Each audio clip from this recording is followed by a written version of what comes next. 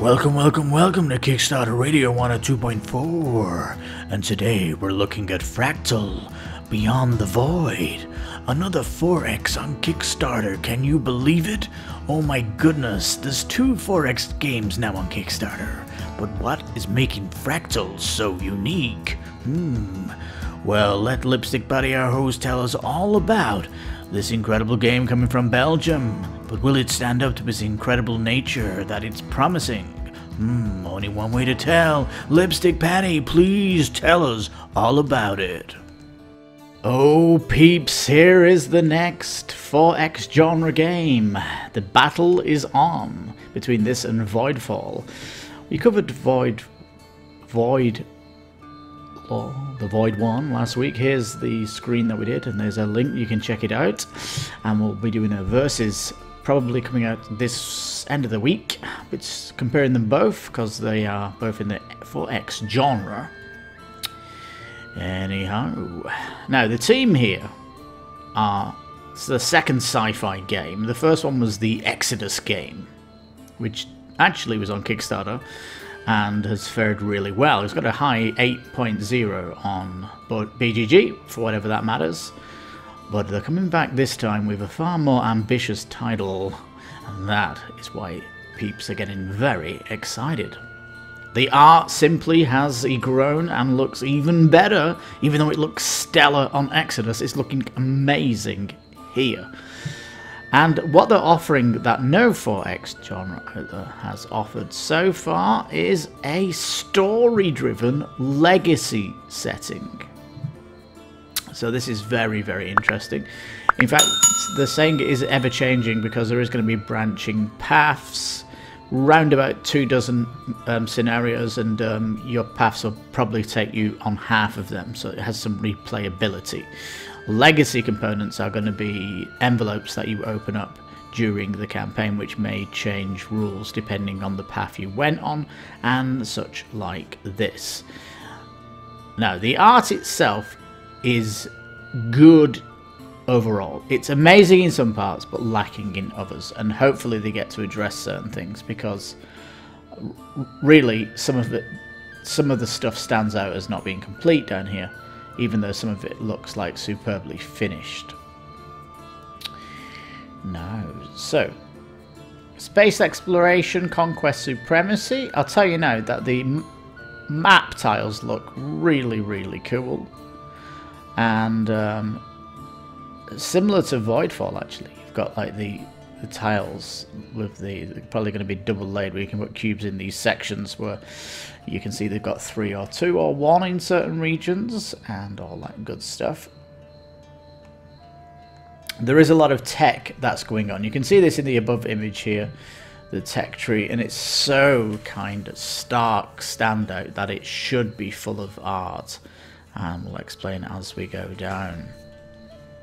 Every faction, though, is independent of each other. There's asymmetry across the board as well, which is good to see. And the actual tiles slot into the boards that you're going to be using and all that good stuff.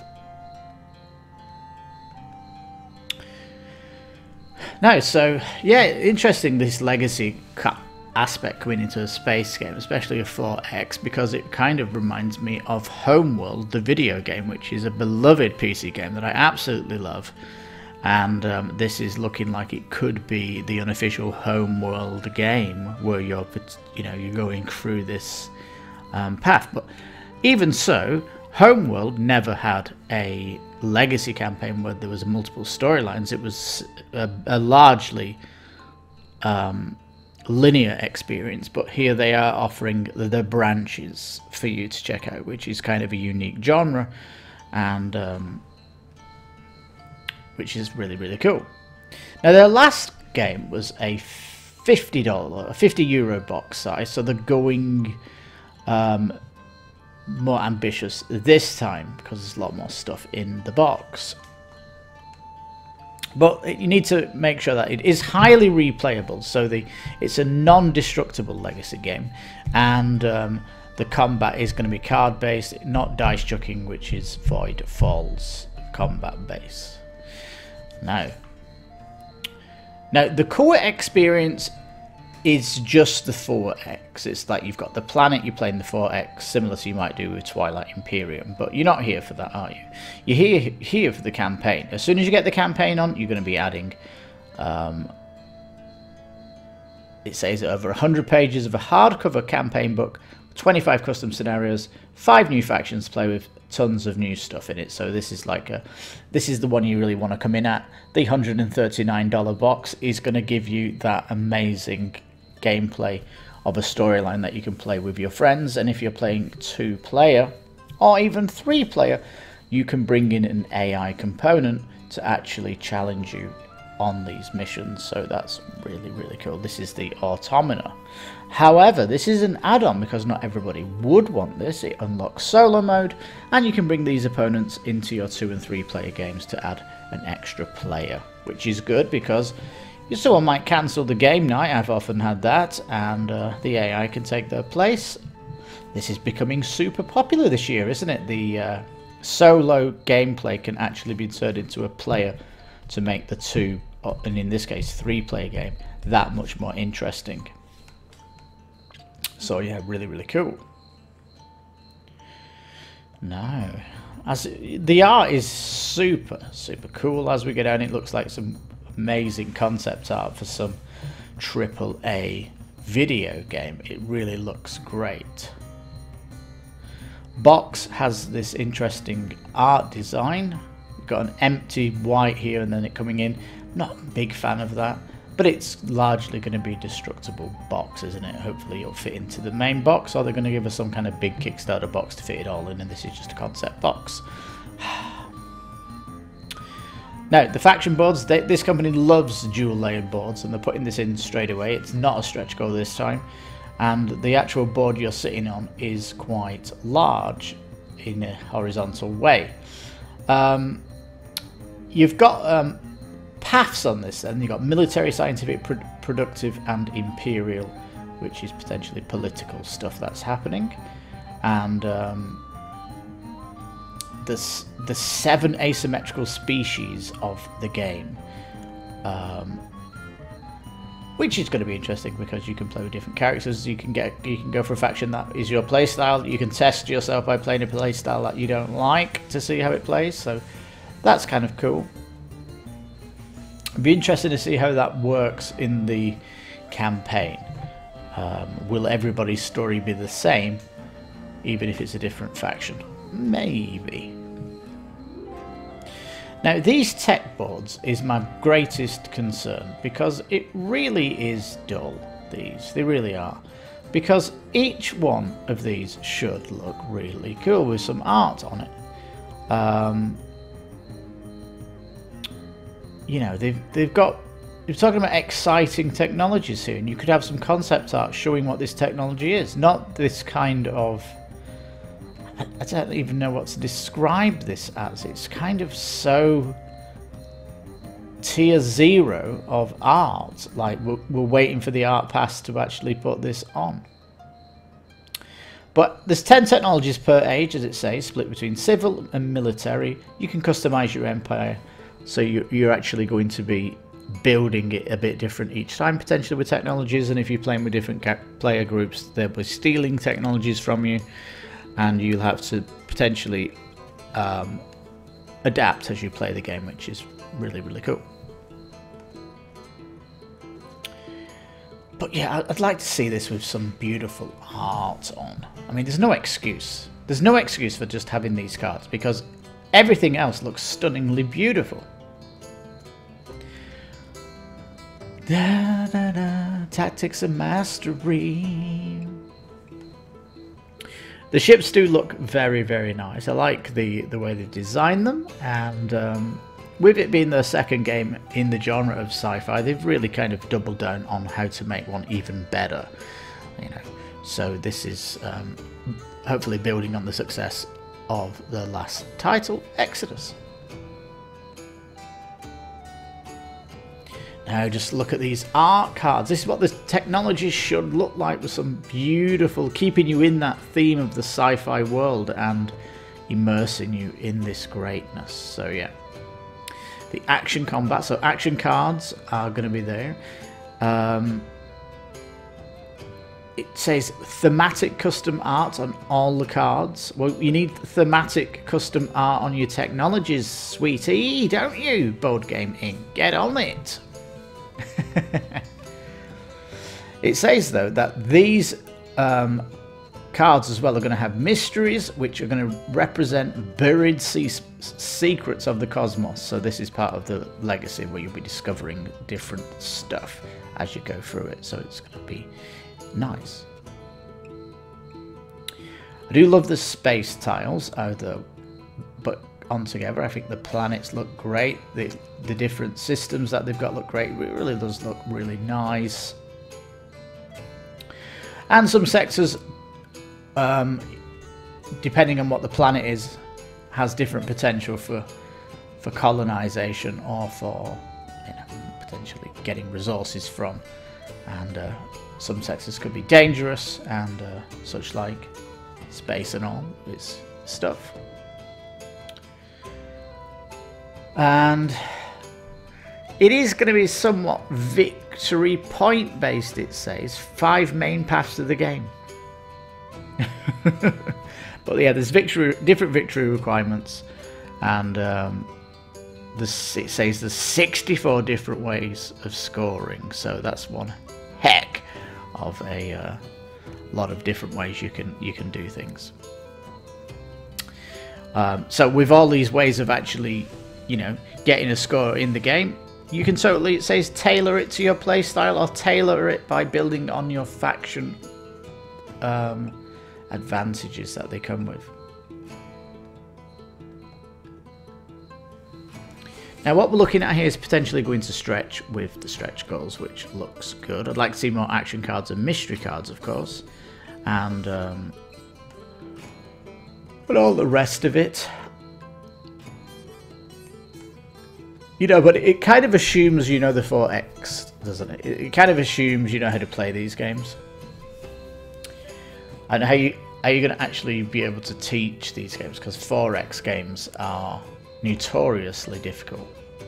They're kind of in a medium heavy weight, and I don't think this one is as heavy because you're going through the book, and it can gently bring you in. But the civil tech cards and the military tech cards, look at this. Ethereum explosives, we should be able to see a picture of that. Orbital colony.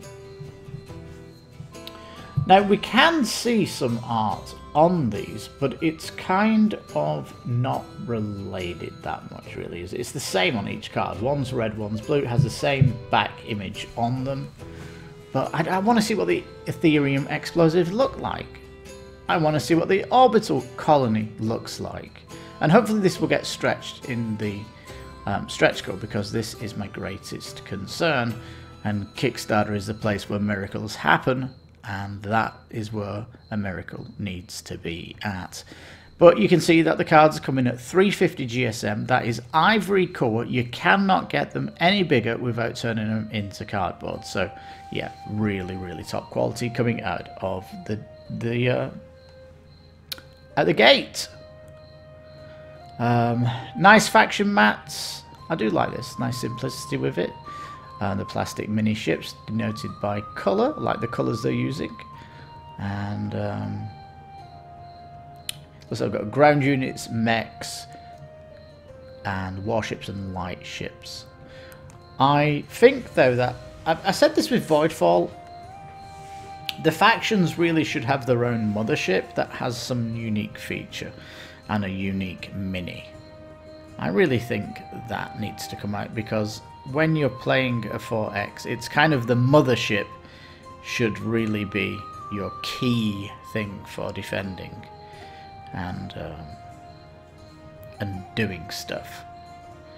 Like it is in Homeworld, you know, the ship is everything, the mothership.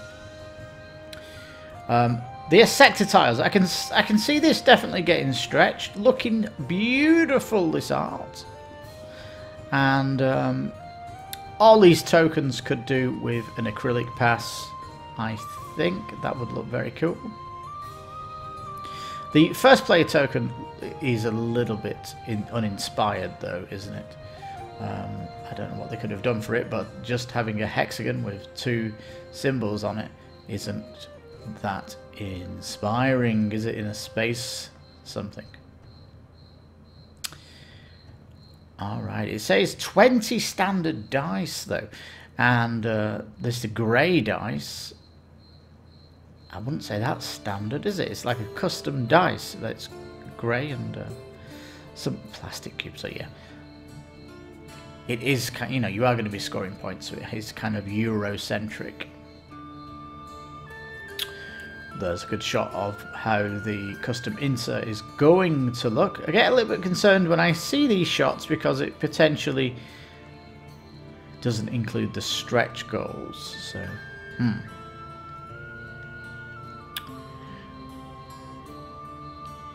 Now there's videos of them. I'm assuming they're going to get more videos as we go through. It does say it's fairly quick though. If you can bang out a campaign session in an hour with 2 people, that's fairly interesting, because 4Xs normally are at the 3 to 6 to 8 hour.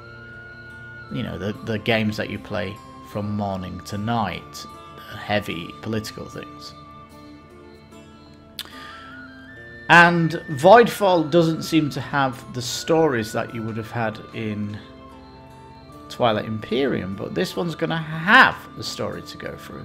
So, and it's going to be more tailored to a story rather than the story what happens on the table with Twilight Imperium. And I think the fact that you're going through a story narrative, it means that your play group will be interested to play it. Especially as it's not taking too long, and it would be interesting as well if this story brings in different AI enemies, because they are bringing different factions of AI, and in the storyline the different factions of AI could be coming into the space, so this is really good. Also, this Beyond the Void, you're going to be travelling into new spaces, so you really are going to be exploring, and this really should have the hidden components of the different sectors of space that you're going in. It says every decision you make in the game allows you to score different types of victory points spread along 5 paths. This is sounding like the rule book, isn't it? Why did they say this in kind of lower? But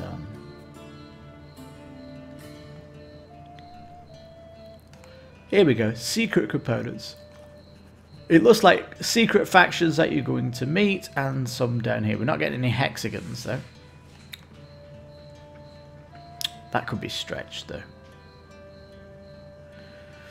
Now, in the campaign box, there is a hardcover art book. Why are they throwing art books in? Why not just put that as an add-on? I guess they just want you to feel like you're getting extra value. Alright, these are the extra cards you're getting, but it doesn't seem to be new technologies coming in with it, which would have been nice. And, not that we can see anyway, it just shows you more cards, but it's again, Orbital Colony, Ethereum Explosives. Are these new? Oh, it does have 22 Forbidden Tech cards. What the heck is that? And these bloody tech cards are my bugbear for this game. I really want them changed, because seems to be the only thing that hasn't been slapped with the art brush, right?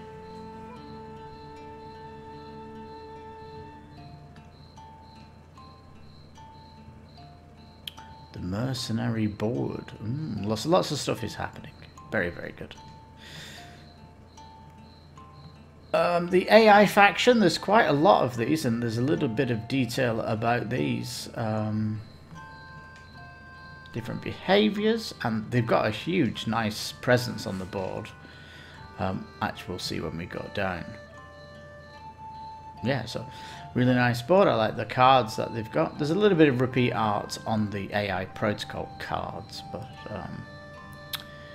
it is what it is. I don't like cards that are the same across the deck. Fractal is well on its way to become a new classic among fans of strategy and conquest. Not even mentioning science fiction there.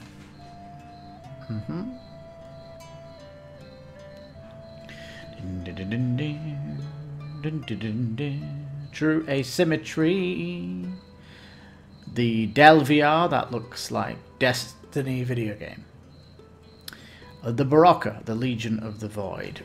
Reminds me of, I don't know, StarCraft.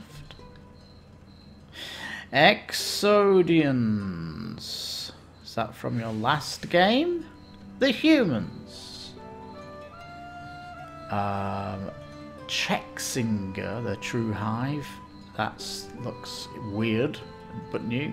Sora, the Shattered Clans of Care. What is that?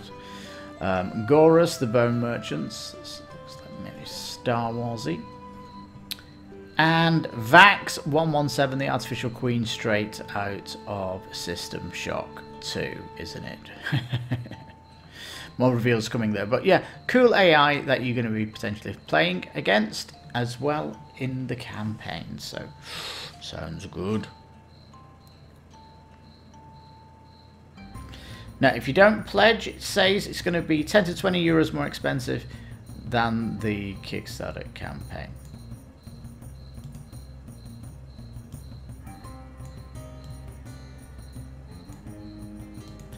Let me just read this again. The game will be available during our late pledge, and it will be possible to upgrade your pledge for those who choose pledge without rewards. Yeah, but you've got this $1 pledge, haven't you? You've got your $1 pledge here. These people surely are going to get the game without this price hike. I don't know why they've put this here. It seems a little bit like we don't need this here. This is for putting on here when the campaign's finished. Yes, and shipping is a big question mark. So I always recommend $1 pledging, or €1 pledging in this case, because you've no idea how much shipping will be, and it could get delayed anyway, knowing the shipping crisis, which is still looking terrible. But December 2022 gives them a good year to get things sorted out. Seems a little bit expensive. Rest of the world, 150 euros. Like, how heavy is it? 150 euros for the rest of the world. Are you kidding me? That's like a £30 box. And they really need to get onto their friends in France, Lucky Duck Gaming, who are doing worldwide delivery service for Kickstarter companies, because they do rest of the world for a maximum of 65 euros. So get on the phone, peeps, and I'm sure you'll get more backers from around the world if you sort that out. But, I mean, look here, you're living in, not in central US, 70 euros, that is like $90 if you're out in Hawaii, for example. Ouch. And quite a lot of countries that they're not delivering to, unfortunately. And, again, Lucky Duck Gaming can help you out here. It's funny, actually, because what they should do is like Everdell and just say, we can ship to these countries though, but we won't refund the game if it doesn't get delivered. They had some kind of policy. Like, they will replace the game if it doesn't get delivered, but you still have to pay the shipping for the second time. That's how Everdell did it with the Kickstarter. But yeah, it looks like a very, very interesting game. We've got an indie team here, less than 10 people working on it, and we're already at the end here. Let's go to the FAQ. Are there Kickstarter exclusives? There's no plans to distribute this outside of Kickstarter. Stretch goals. We've decided not to compromise our vision and have artificial stretch goals and gating content we consider indispensable. Well, you could have done daily stretch goals to get us excited, to actually get us coming back and seeing what the dailies are. And And really, an artificial stretch goal? I don't think so. If you need $1 million to get your artist to do tech cards, that's not an artificial stretch goal, is it, mate? So, stretch goals are actually hoping to improve on what you've got down below, adding extra stuff in. It's not artificial. You're using this extra money to actually develop it more. So, I hate this. Hate it. Now, there's going to be community events coming up, and that will build a secret faction to the campaign, so that sounds good. It does say they want to hear about ideas and suggestions, so there is some adaptability on how the game progresses, but if you're back in this game, please get in the comments and talk about those bloody tech cards. Need another art pass, if not more than one more art pass. Why is the Autonoma not compatible with the campaign? Because the Autonoma are going to have their own set of rules in the campaign, is what it says. Okay. Sleeves, what about sleeves? We're in talk of our partner. Probably come during the Pledge Manager, which is dandy. As long as they're coming as an add-on. All good. Now, here's the €1 pledge, right? The $1 pledge cannot be upgraded to a full pledge. What is this?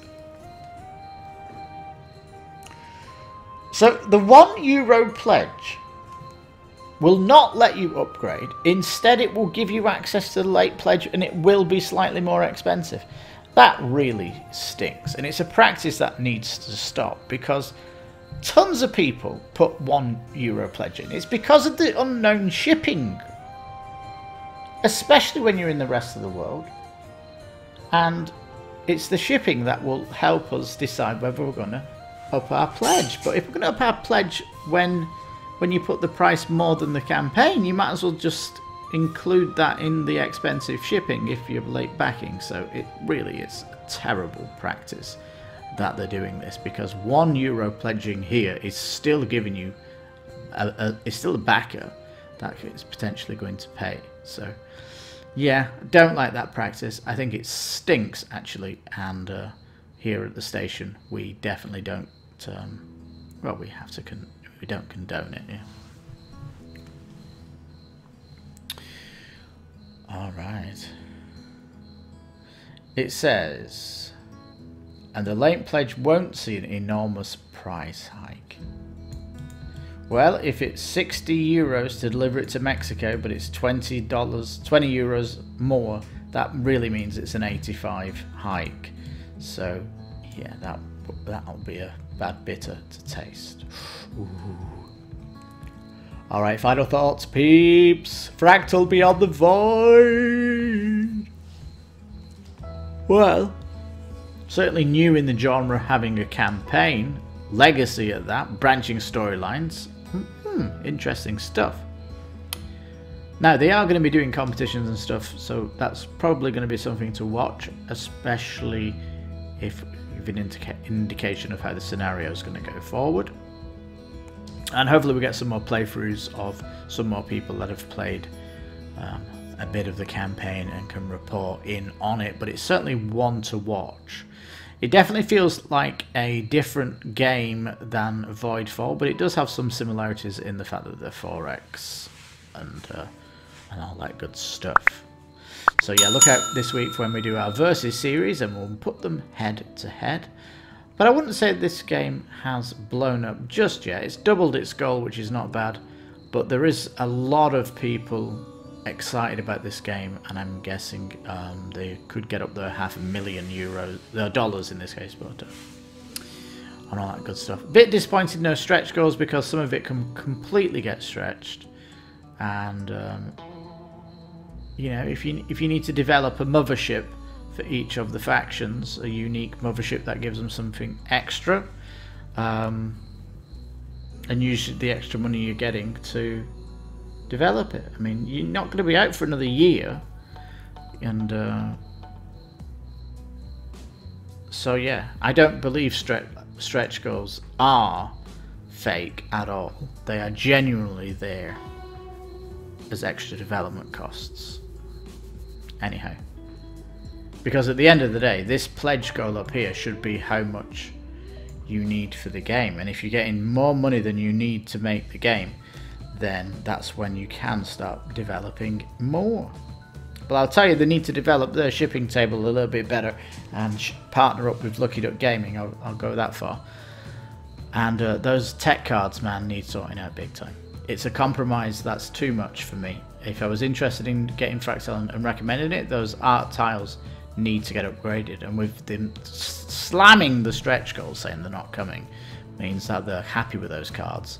And that it'll do attitude stings. So at the minute, Fractal Beyond the Void, can't recommend it. It's got this it'll do attitude, you see. And I don't like it, so. Don't like the $1 shipping policy. Don't like those tech cards. And don't like the fact there's no stretch goals or daily goals or anything like that. And it seems to be a quirky Kickstarter that isn't really exciting many people to it. That could be a problem for it. So, on that bombshell, peeps, what do you think of this Kickstarter? Did you take a look at it with excitement and were a little bit disappointed? But anyway, I think we should be on the fence. This could be a really interesting campaign. It obviously is going to be on its written description in the campaign and all this stuff, and it can be really cool. And you have got that 4X underneath the legacy, which is going to be solid because of, you know, the building on the 8.0 on BGG from the last game, Exodus. So there's definitely something here to watch. Anyway, we can't recommend it on this day, but hopefully over the campaign we get to see some movements, because at the minute it feels like it's not going to move. But hey, Kickstarter, miracles can happen here, and hopefully Fractal gets one. But as it is on day one, if it's still the same on day one to go, then it will be a bitter disappointment, Fractal, I'm afraid to say. So yeah, please give this video a thumbs up if you like the content, and please check out our podcast that went out at the weekend. It rounds up all the Kickstarters of the week and also includes music. 50% of the show will be music, all based on the video game industry. So hope you can tune in and get involved with the show, as there is a Q&A. You can ask questions. Check the link in the description of this video.